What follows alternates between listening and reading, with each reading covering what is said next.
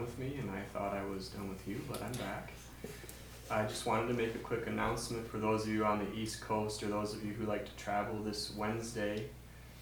Sokuzan will be traveling to New York City to offer a week of teachings. The teachings will start Thursday night. He'll be teaching Thursday night, Friday night, there'll be a session Saturday night. Sunday he'll be at the Metropolitan Museum of Art, leading a tour specifically using a teaching he calls opening the eye mind, which is a way of looking at art through contrast and awareness as opposed to through content. Monday he's going to be offering some private interviews, and Tuesday he's going to be partaking in a variety show that is being put on by a few of his students. So if you'd like to attend, please visit our website www.sokukoji.org to get all the information. There's limited spots. A lot of his sessions are already filling up, particularly his tour of the Metropolitan Museum of Art. So if you'd like to join, please RSVP and send in a payment as soon as possible, and we really hope to see you there. Thank you.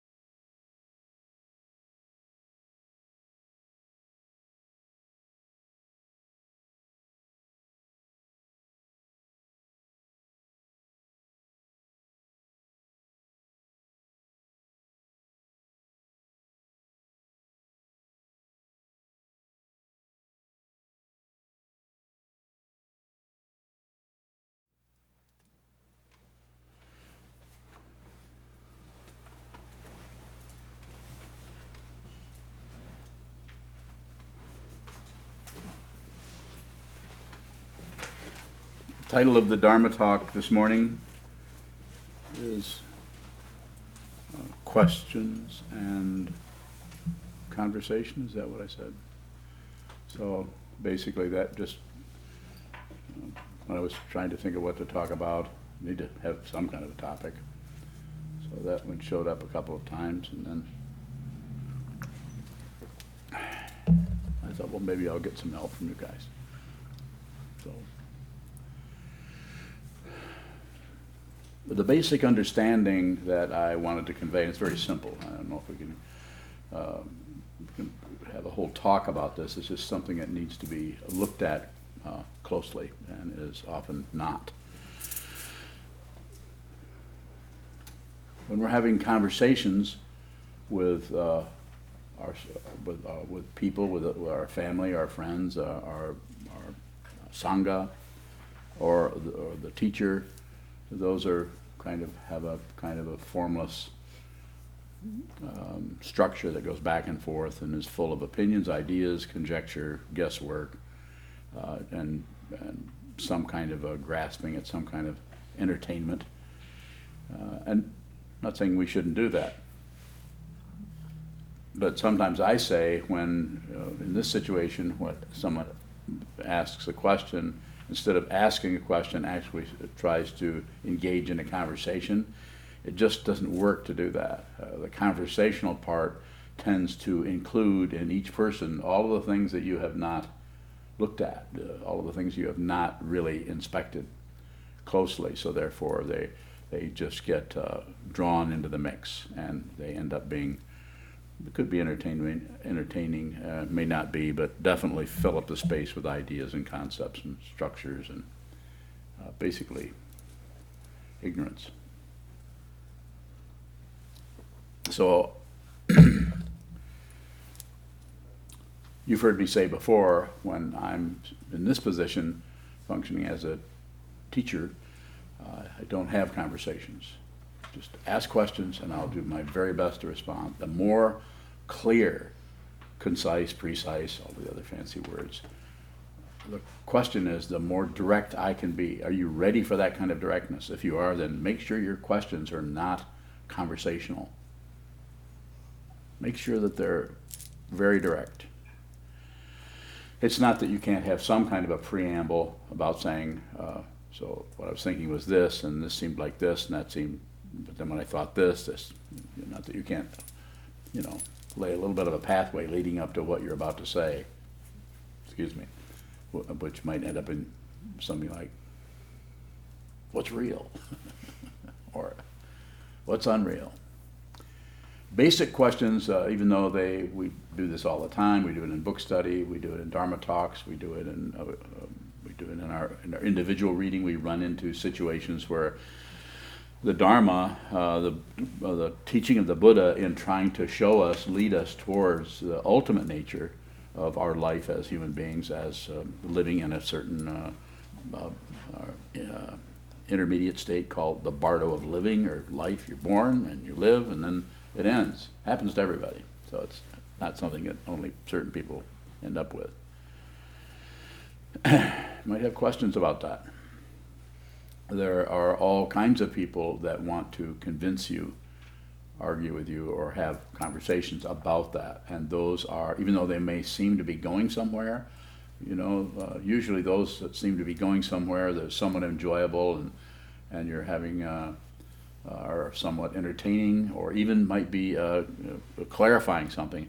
Quite often they're just that, conversational questions that are about entertainment. You'll notice that goes really well when it's with your friends, so especially if you're having a party or something.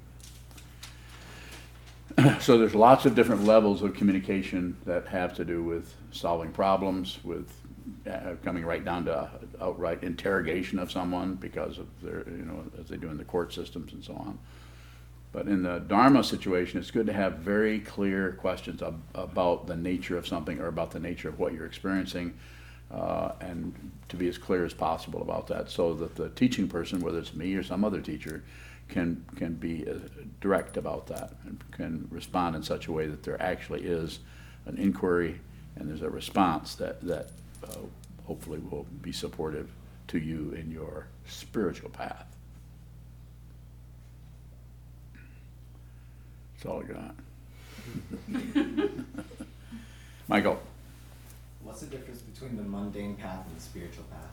Thank you. So there's a similarity, and the spiritual path starts out as a mundane path. I feel like crap. I don't know what to do. My life's crazy. All the things like do this, do that, play golf, join the Rotary.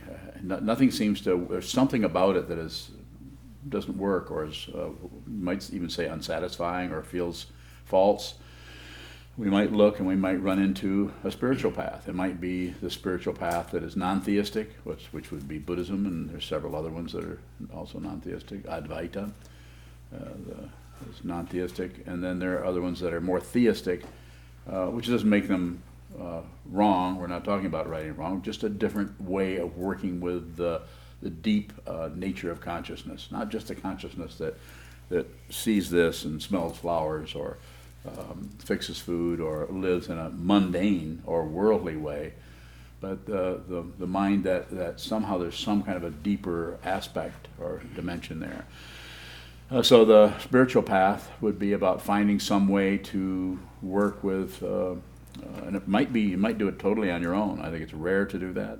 I'm not saying it can't be done. Sometimes with someone who's trying to live a very ordinary materialistic life, just trying to keep their job and feed their, rather than cover it up and just try to be very mechanical and just and not have any speculation about. Quite often the people that are in this particular dynamic will say, well, I just think when you're dead, you're dead. I had a stepfather who would say that.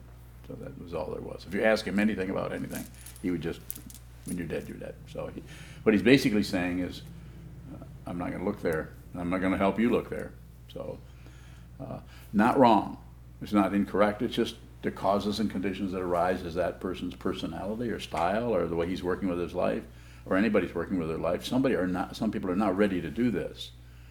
This is not something that should be pushed into. Now, there are other spiritual paths that emphasize the beyond, or the creator, or all of those other believed in ideas and so on, that draw people to prioritize their life about worshiping or praying to a creator and so on. So that could be said to be spiritual path, theistic. Yes? Are there any other activities besides shikantaza that can help us see the way we shut down? Well, there are probably as many ways as there are Dharma teachers, because any person who realizes what this is about and puts themselves in the position that this person is in, as proposing to even help anybody at all, is going to come out of their own experience. Some people are able to come out of their own experience somewhat, but then it's backed up by the teachings, and sometimes people, they become teachers out of the information around that spiritual path, like the Four Noble Truths, the Eightfold Path, the 12 Links, and all of that. And then they slowly, through teaching that, slowly start to have a deeper realization that transcends the concepts that they are using and putting forth that show up as teaching. So, there are, when I meet someone and talk to them about their practice, as you've probably seen, I try to meet people where they're at and try to, the only word that comes up is kind of a funny word, but it's kind of customize it to that person. See how, rather than say, you should just continue to do shikantaza, or you should continue, no, you should do white Tara practice, or you should do a creation completion practice, or you should do a mantra, or you should make up your own mantra, or you should do a traditional mantra. And that I'm doing all kinds of things like that with people individually. So this is just a general teaching, and then I'm asking you to come and talk to me about it. Not because I can give you some kind of special thing to do. No, I might not give you anything to do. I might just go say, sit some more. So the mundane path is about, has a more reasonable, logical, materialistic cause and effect basis on, if I do this and this and this, I'll get that. Just like Chazan's studying to be a karate instructor, yoga instructor. So it's a mundane path with a spiritual dimension to it. Especially if you read the Yoga Sutras of Patanjali. It's very spiritual orientation, but the Hatha Yoga is just positions, basically. I'm not saying taking anything away from it. Also, you're studying, what is the flute, but not the flute, bagpipes? Yeah, bagpipes. So mundane, but then again, music kind of has a spiritual dimension to it. So you could say probably everything can have some kind of spiritual dimension to it. Chop wood, carry water. I mean, actually, if you're on a spiritual path, then eventually, over time through your practice, eventually everything becomes part of the spiritual path, part of your understanding. Sato. What is it that diverts us away from the direct question and into the conversation? Yeah, that's a good question. Thank you.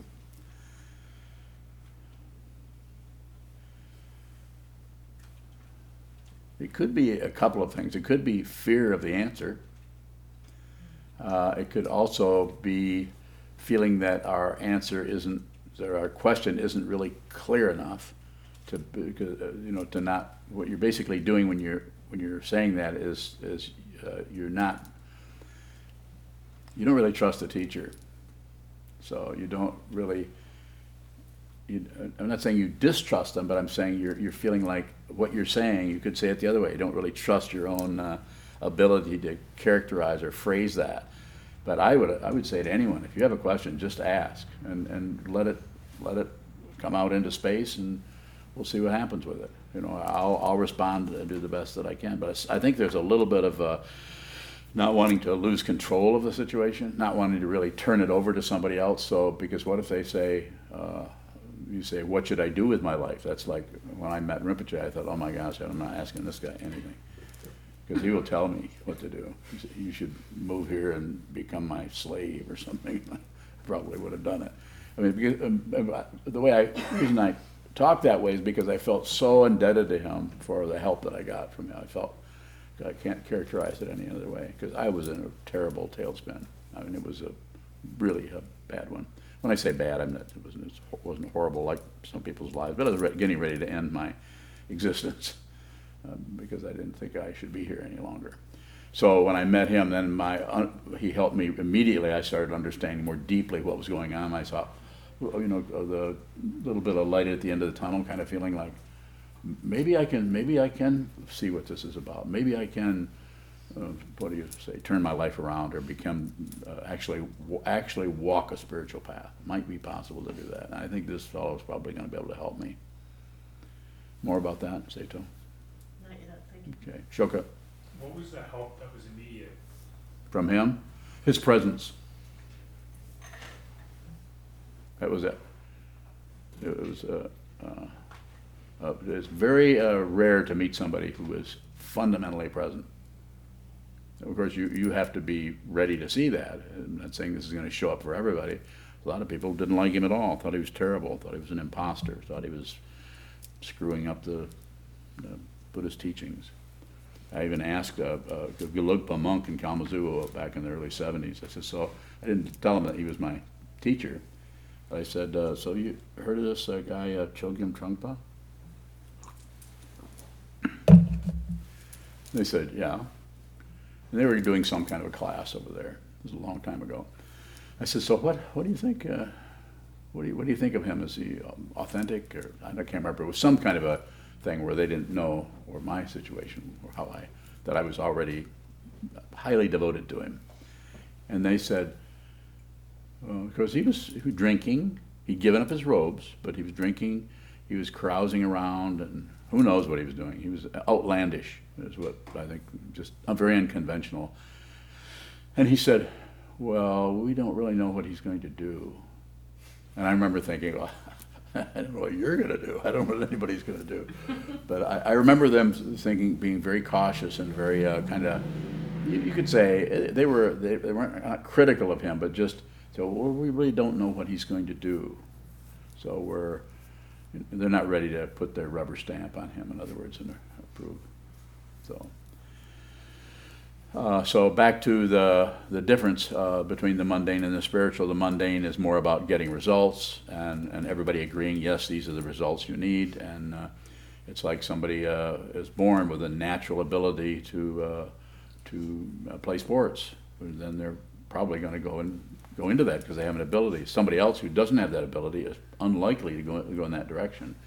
Somebody else who has a natural ability to draw or sing, then they're born with some kind of, so it's a mundane thing. There's something that shows up and they pursue that, and they even get credit for doing it themselves. People ignore dependent origination. They think some people are better than others.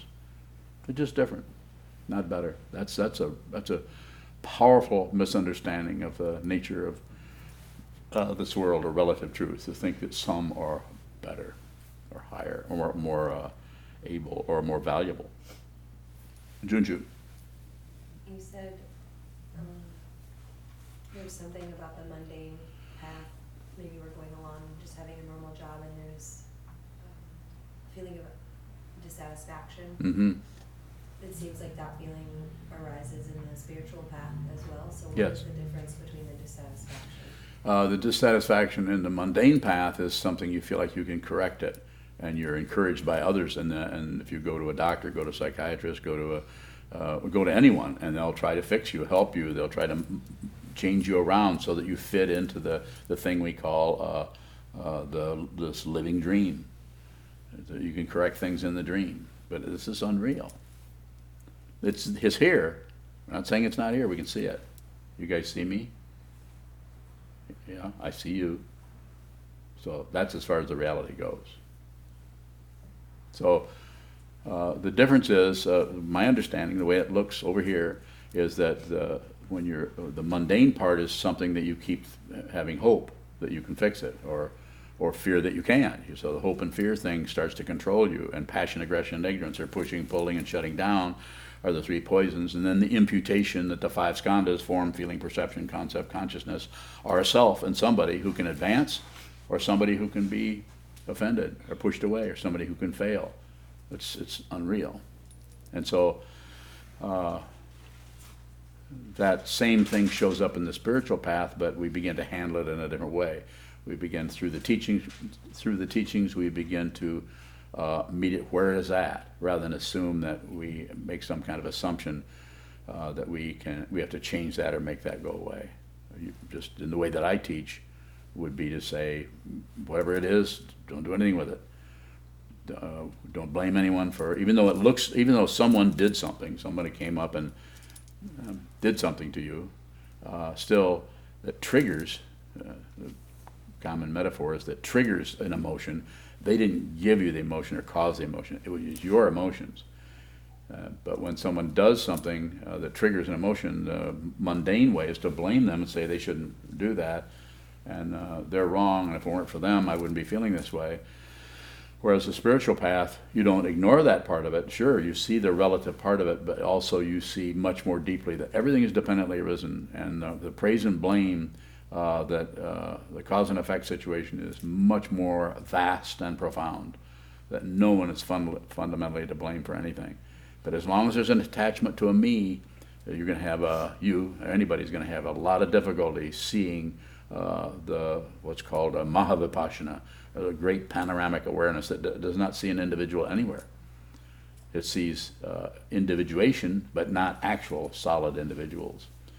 So you would slowly change your allegiance over from the grasping, rejecting, and shutting down of the mundane path, or the success and failure, the hope and fear path, and you would slowly change that allegiance. And the way we do it here, sit down and find out who you are. Sit down, look at the wall, spend a lot of time looking and empowering or prioritizing the awareness of the space in which things occur, so that you can see that if you're like anything at all, you're more like space, and a lot less like this or that or the other thing.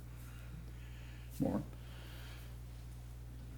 What are we fundamentally unsatisfied with? But we want things to be different than they are. We have nerve endings, and the conditioning that came out of beginningless time up to present us with this particular incarnation, it's just a labyrinth of causes and conditions.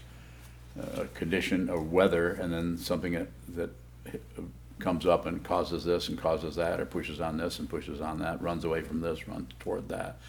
Those things, and all of our nerve endings are very, very sensitive to everything, and it's happening in an apparent form that's here. We have a body that we can relate to, so we tie it to this body mind, but it's temporary. More? Good question. I guess I'm just wondering if the dissatisfaction that arises in both paths is, could it be the same kind of root that is causing that to arise? I think it is. I think it's the same disturbance. There's still the belief in a self on the spiritual path, but it's starting to break apart. On the mundane path, you'll have people that'll try to cover that up with drugs or with activity in a different way. I haven't gotten rid of any anxiety. Am I going to try to teach you to do that? I haven't gotten rid of fear. Why would I teach you to do that? Don't do it. Don't accept, don't reject, don't look away.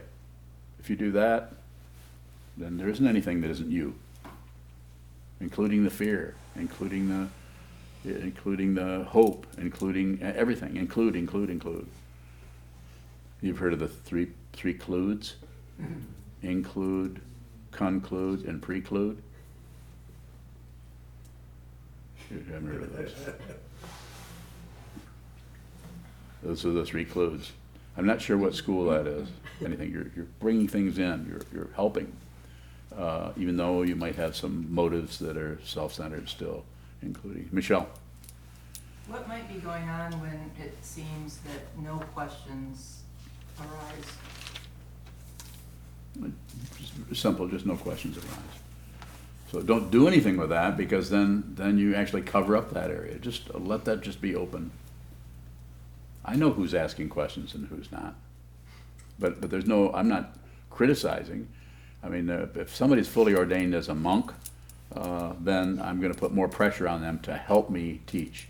In other words, ask questions that you know people need to hear that response. I may not be responding in a certain way. The way I'm responding, your practice, not that someone hasn't received any precepts at all, not that they might not be able to help also, but someone who's ordained, their life is about this. So therefore I feel like I can say, ask questions.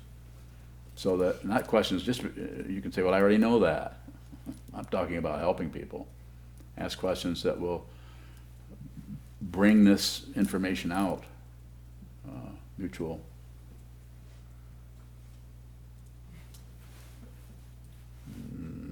Sato.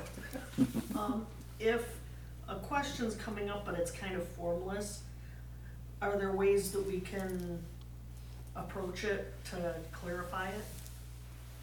Yeah, it's very literally, if something's coming up, if it comes up before you get here, then write it down.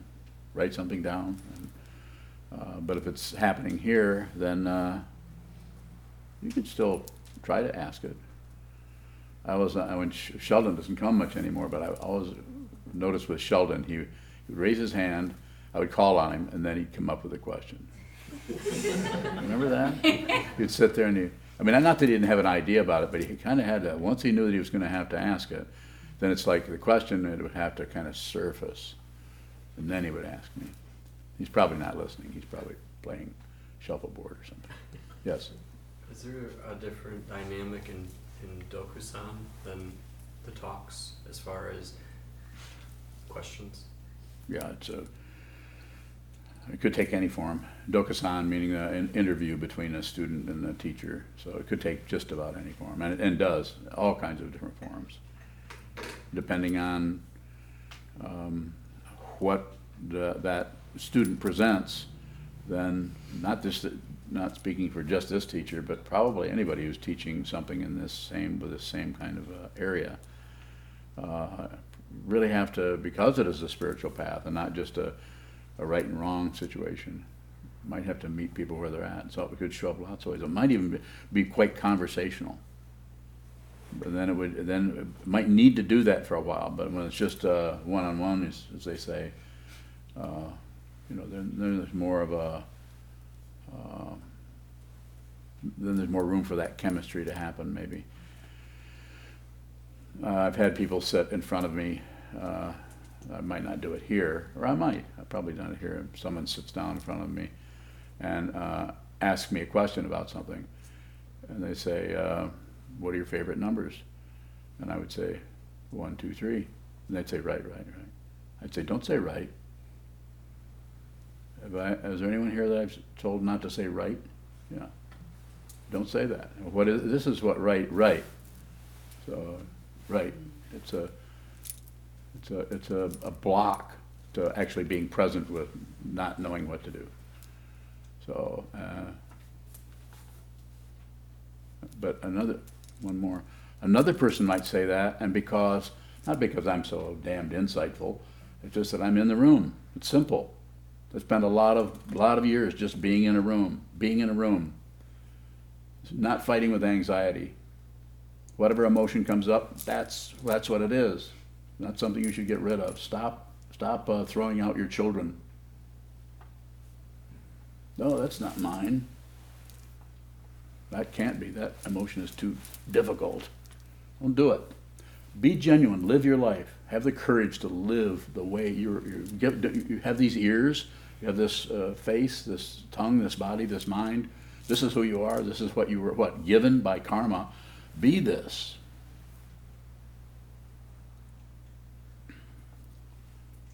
What was the question? In your Dharma talks, sometimes over the years I've heard the same question come up number of times, and different answers always come up.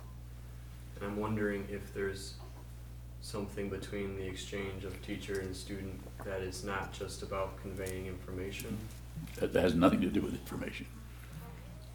As I said a little while ago, what was it that made me connect with Trungpa Rinpoche? His presence, not what he had to say. All he said was keep going, keep practicing, keep sitting. And when I got freaked out, you can do it. Very simple, you can do it. So, not sure what he meant by that.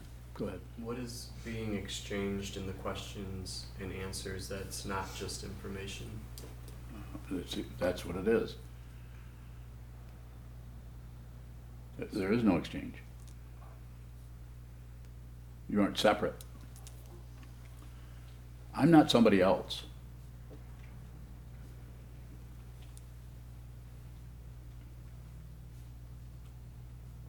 But that was clear. Yes? When somebody's asking you a question, or a teacher a question, is there a difference between a mundane question and a spiritual question? Well, yeah, there could be. But it depends on the person. It depends on how long I've known them, what's happening with them, what I may be able to see with them that they haven't seen yet. So just like some people can say right for a long time before I'm going to say anything, because they're not ready for that kind of feedback. And it can be seen. You can see that they actually need that kind of a situation. They need to be able to say that. And then others need to have that pointed out. And it's not some kind of a analysis of it. It's just obvious. If you're not thinking about anything else, then everything is obvious. And how does it show up? Not separate. It's like looking at your elbow. Your elbow. Yes. You know? Yes, question for Bhaskar in Houston. Bhaskar. It's two parts. On the mundane path, we can recognize progress or lack of it. How do we do that on the spiritual path? Is progress on the spiritual path just a decreasing desire to seek progress? But even that is, if you're looking for that, I have less desire. That's a trap, because then you'll invent it. Because ego wants so much to be included, and ego is an illusion. Ego is not real, and because it's not real, it can't go away. It's not real, so depending on my ego certainly hasn't gone away. It's just much more vivid than it ever was. It is unreal. The emotions and feelings that arise in this space are if I were to say anything, which I don't, I would just say, go ahead. Go ahead. Come and go, come and go. So to go a little further with Bosker's question, I would say that when it's like when you don't really care what happens. You're not concerned with something else. Then that may show up. It may show up as less what's commonly called in the tradition dispassion. It doesn't mean you don't have any more passion. You may have much more passion. You may have incredible passion about the arts or about how much you love one person or hundreds of people. You may have a tremendous passion with no passionator. No one doing that, and no attachment, and no gain and loss. Someone comes, you appreciate that, and they say, I don't like you anymore. Lots of ways of saying that. And they leave, and you see that they leave because they need to leave. It's dependently arisen. It's both extremely personal and universal at the same time. It's called non-duality, advaita.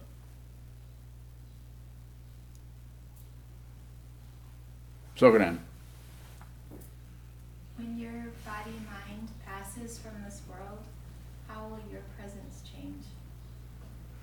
So I don't know, it hasn't happened yet. So, but I could speculate. Even if it changes, it doesn't change. So I have to say it, I have to talk out of two sides of my mouth. Where's Nishikai? He's not here. He's good at that. That's why he got that Two Arrows Beat name.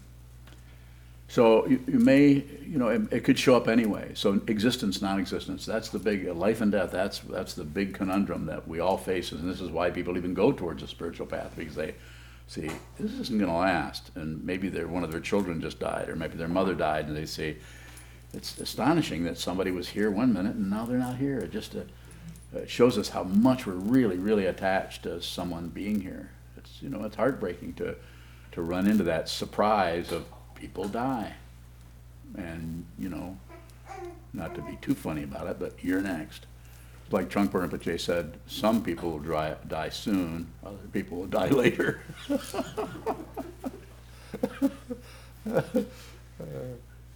He had a good sense of humor. Joseph. Bernie Sanders' new campaign slogan is "Not me, us." Not me, us. So, what is the relationship between the student-teacher relationship and an opinion?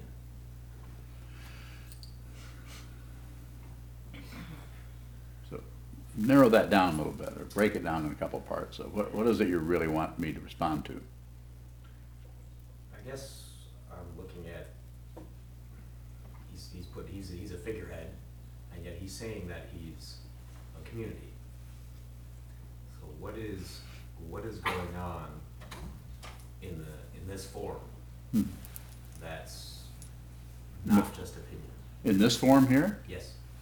Yeah, in that form there's a grasping going on of right and wrong, correct and incorrect. And in this form there could be grasping, there could be right and wrong, there could be any kind of form coming and going, but it is unreal. So it neither has a reality nor does it have an unreality. So we're not concerned with proof. What are we concerned with? We're concerned with this. And what is this? There's no way you can know. So if you do understand this and you become confident, your confidence has no source. It's unconditional confidence. Because you're no longer at war with anything. You're no longer looking for a backup. You're no longer. I don't think I ever was looking for students. But I don't need students. You really don't need me. If you realize this, that's when you'll see there's no separation between you and anyone else. Bodies are separated. Who we are fundamentally is not separate. It has to be a realization. And it won't show up the way you think it might, like some feeling of being one. That's a misunderstanding. That's Disneyland. That's not going to occur unless it does. More, Robert? Joseph? No, thank you. Another question?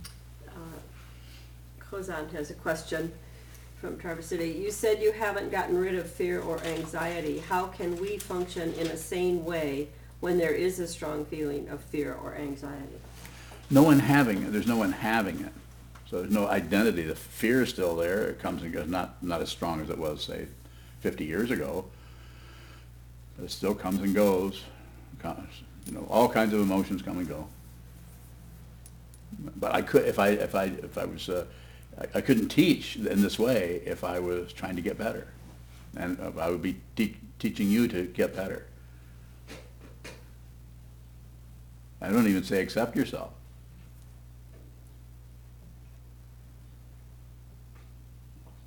So the way you do it is you look at it, you sit down, and you just look at what arises, and you don't add anything to it, you don't take anything away from it, and you don't look away or distract yourself from it. And then this mandala that you're sitting in, this bodhi mandala, this circle of awakening, as it says in praise of Dharmadhatu, Nagarjuna said it in the 1st century, you may wake up, you may not. Sorry.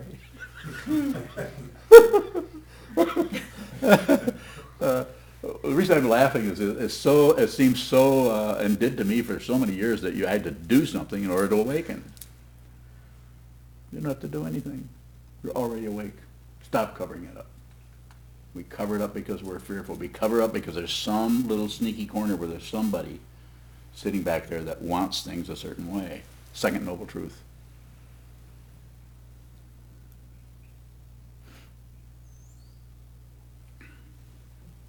So in that just wake up, you don't have to do anything, how does karma interfere with that? We believe it. We buy into it. All of the teachings, the structure of the teachings, like the way we keep studying all this material, it's not that you're going to study the material and that's somehow going to help you wake up. It just gives you something to do while you're waiting around. Not exactly. It's actually not that way at all. So how is that different from like the idea of destiny or Yeah, the same. So if there's nothing to do, then why do it? Why do anything? Well, I'd like to see you try that. Good luck. Not doing anything.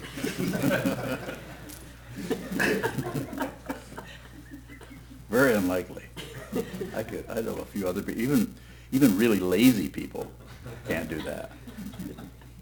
It's actually a project to lay around and do nothing. It's hard to not do something.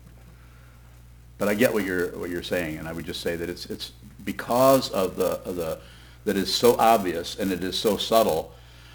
It can take a lifetime to understand what this is.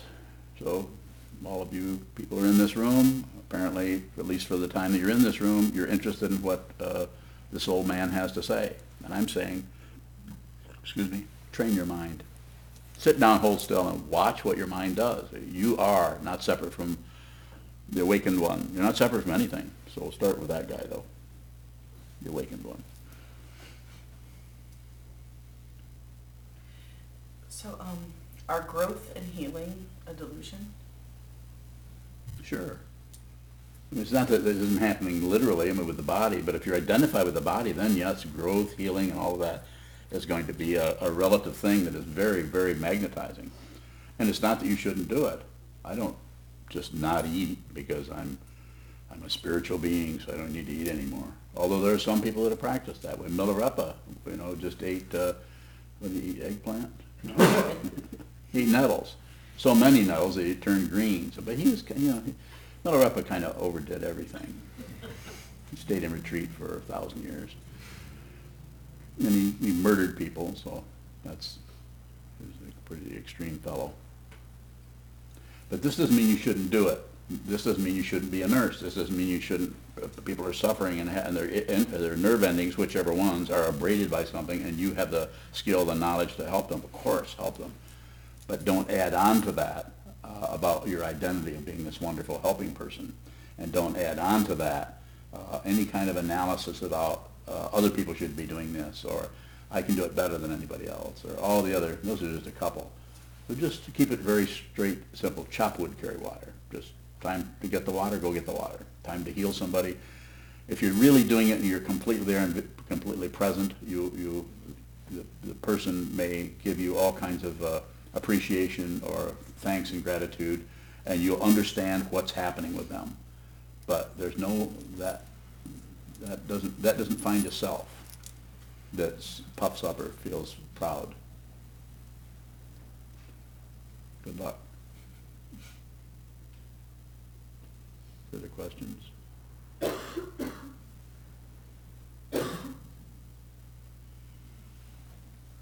Thank you so much.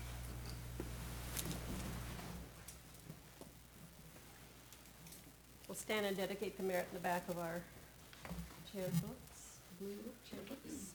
I'd like to remind everybody about the donation boxes in the hallway. Also, you're able to donate online if you value these teachings and this teacher and Sangha. Also remind you about Sokuzan's trip to New York this week. If you can be there, we would love to meet you.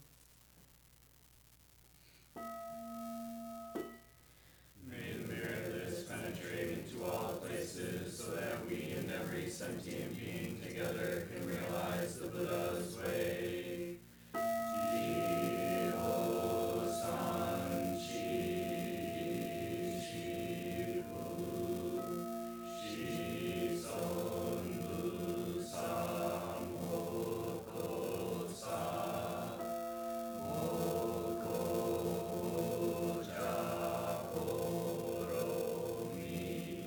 the 10 directions, the 3 worlds, all Buddhas, all venerable ones, Bodhisattvas, Mahasattvas, the great Prajna, Paramita.